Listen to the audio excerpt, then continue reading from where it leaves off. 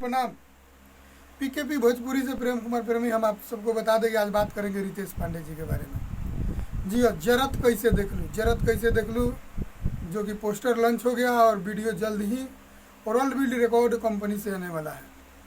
तो गाना को लिखा है कुंदन प्रीत जी और म्यूजिक बनाया है आशीष वर्मा जी। अब बहुत ही ज़बरदस्त का म्यूजिक, आप सब लोग जाइए और वर्ल्ड विड रिकॉर्ड भोजपुरी चैनल से जाके इस वीडियो को जरूर देखिए। कल ही सुबह 6 बजे रिलीज होगा गाना यूट्यूब चैनल वर्ल्ड विड रिकॉर्ड से। जरत कैसे देख लूँ, बहुत ही ज़बरदस्त म्यूजिक है और ज़बरदस्त ही गाना गाए हैं रितेश पांडे जी।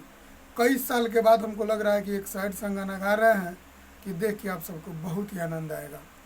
देख के लग रहा है कि हाल ही में पवन सिंह और रितेश पांडे भोजपुरी में अश्लीलता दूर कर रहे हैं।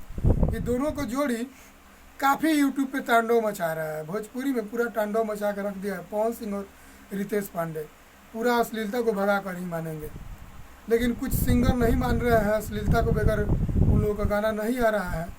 तो हम आप सबसे विनती करेंगे कि रितेश पांडे का गाना भोजपुरी का नंबर 1 सैड सॉन्ग जरत कैसे देख लूँ वर्ल्ड विड रिकॉर्ड भोजपुरी यूट्यूब चैनल से रिलीज हो रहा है। जी हाँ, तो आप लोग ज़रूर जाइए वर्ल्ड विड रिकॉर्ड भोजपुरी यूट्यूब चैनल पे और कल ही सुबह रिलीज़ होगा और जाके सुनिए और ढेर सारा प्यार आशीर्वाद दीजिए और वीडियो को शेयर कीजिए।